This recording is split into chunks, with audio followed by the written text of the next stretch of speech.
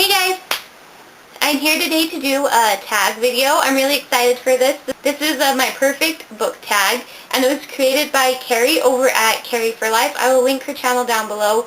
You should definitely go check it out if you haven't already, and subscribe. She does awesome videos, and I was also tagged by her to do this, so thank you so much, Carrie. This is an awesome tag. I'm so glad you created it. It's really fun, and I don't think I've really seen a tag like this, so thank you so much, and with that, I will get started.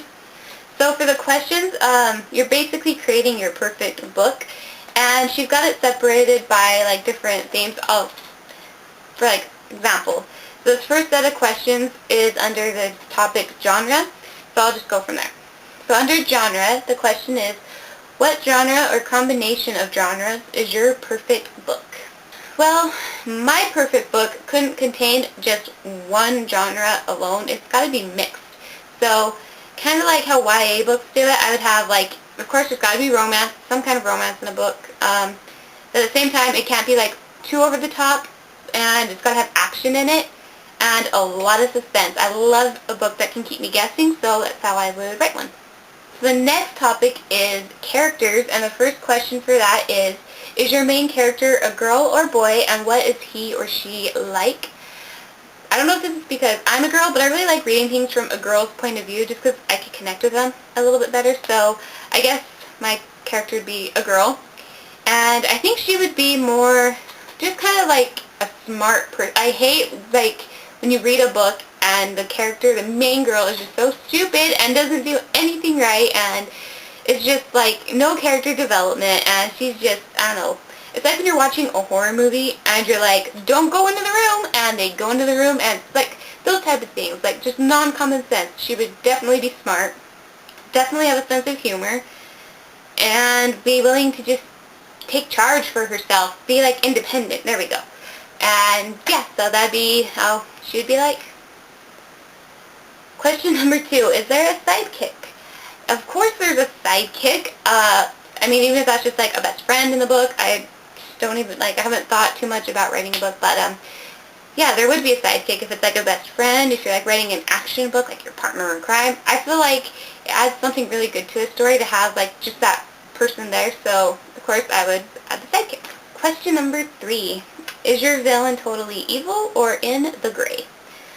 So I had to think about this a little bit. I would say that if I had a villain in a book, it would be a villain. Like, he's got to be evil, because if I kill him off, I wouldn't want readers to feel bad about it. Like, the misunderstood villains, I don't know. I feel so bad when something happens to them, so I don't know. That's kind of a hard question. I could see it going either way, but I don't know. I kind of want a totally evil villain just to add something really, like, sinister to it. So, of course, I'm going to have to go all out and say evil. The next set of questions is for plot, and the first one is drama or action driven. I think that there's got to be like equal parts for my perfect book. I think that there's got to be a lot of action in it, but at the same time there's got to be some kind of a drama going on, some kind of a conflict. So, I mean, I don't know, when I read a book, I can't stand it if it's too overly dramatic. There's got to be some like action going on, but at the same time if there's a lot of action, there's got to be some kind of like conflict or like something dramatic happening too. So I would kind of like intertwine them. Question number 2. How important is character development to a plot? I think it is extremely crucial to a plot. I can't stress it enough. I don't know. I just don't like reading books where the characters don't develop at all. I feel like you can relate to them and really like them as a character if they grow on you. So I think it's one of the most important aspects of a book. It's not the most important, so of course my book would include a lot of that. Question number 3, would there be any paranormal aspects thrown in? I think so. That's a hard question. I love reading like YA books that have some kind of a paranormal aspect to it, but then at the same time I like the contemporaries that don't, so it's a hard question. I don't know, maybe I would. Like, I don't know if I would do the obvious, like, vampire or werewolf type thing, but maybe, like, have something, like, some kind of a twist in there, like ghosts, or I don't know, something cool like that, but that would be my paranormal aspect. I don't think I would include, like, a vampire or a werewolf. I mean, those are interesting to read about, but I feel like it's so overdone now that I would try to pick something that hasn't been used a lot. And the next set is romance. What's your ideal romantic interest? My ideal romantic interest is like those misunderstood bad boys. So I would have like a girl who meets just like the residential bad boy in a book. And you think like right off the bat that he's got this bad rep, but it turns out he's just misunderstood. I don't know. I don't know, those are the boys I love, like when you get a love interest. I like the bad ones. I don't know what it is, so that's what I would pick. Question number 2, love at first sight or slowly developed? Definitely slowly developed. I don't know. It's not like a pet peeve, depending on how it's written, but I hate it when it's like love at first sight. Like, you've got to let the couple grow on you, so definitely slowly developed. Question number 3, do they end up together at the end? But of course, I hate depressing endings, so they would definitely end up together because if they didn't, I would be sad, and I know readers would be sad, so yes, they will. Next question is under the topic ending. Happy, sad, or bittersweet ending? Like I just said, I like my endings happy. Either that or bittersweet, depending on how the story goes. I couldn't have a sad ending. But like maybe like somewhere between happy and bittersweet, so if something happens, like it just all ties in where it's happy, but maybe something sad happened. Somewhere along the lines, because I don't want it to be like too cheery, like and they all lived happily ever after and nothing ever happened, so maybe like add a little bit of both to that. Question number 2, cliffhanger or tidy and neat? Definitely tidy and neat. I like to have a conclusion to a book. I mean, if it's a series, it can have a cliffhanger. There's another book.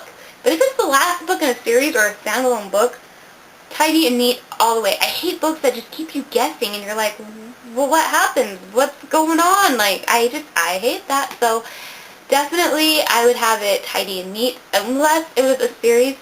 I was writing a series, then I would leave it on a cliffhanger because it leaves you wanting more. Alright, and for the last set of questions, does your perfect book already exist? I mean, obviously I haven't written it, so no, but there's books that, in my opinion, are like perfect books, so maybe. And question number 2, if no, what author would you want to write your perfect book? This one is kind of a toughie. I have so many favorite authors that I wouldn't mind to write my favorite books, so I wrote them down. Let me see.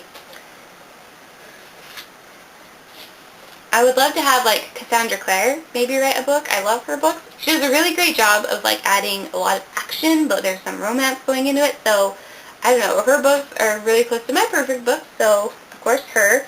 Then there's Kara Cass from The Selection. I just liked how she wrote that. Like, there's romance in it, of course, but there's some kind of, like, action in the background, and it's keeping me guessing. Like, that's really how I would do it, so, yeah, because that book just drives me crazy because you're like, want to know what's going on. It's kind of scary in that regard because you're like, what's going on outside that you can't see yet? So maybe something like that would be cool for my perfect book. Or Michelle Hodgkin, because as of right now, my favorite book is The Unbecoming of Mara Dyer, so she can definitely write a book for me because she wrote my favorite one, so hey. I also said Rochelle Mead because I really love the Vampire Academy series, so sure, she could write my perfect series. But I don't know, maybe she could take out the vampire aspect. I mean, I love reading about vampires, but it kind of gets old when you read so much about them.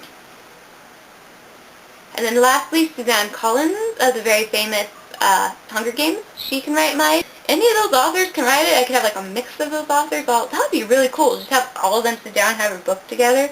That would be one awesome book. So maybe that would be my perfect book. Maybe I'll just have them write it for me. Alright, that was my perfect book tag. I really enjoyed this. It's so fun. I encourage any of you to go do it. I will leave like specific people who I tag down below, so check that out. And even if your name's not in there, go do it. It's so fun. The only reason I'm not saying it out loud right now is because Carrie had a whole list of people that she tagged, and I don't want to tag the same people. I don't know if that's cool or not, but I just want to tag people who maybe weren't tagged in that I know that should do it, so that's why I'm not listing off any names right now, so they will all be in the description box down below, so definitely look at that, and yeah, so thank you guys for watching, and go do this tag if you haven't, and thank you Carrie for tagging me. It was super fun, I loved it, and awesome job with this tag, so with that, I will talk to you guys later. Bye!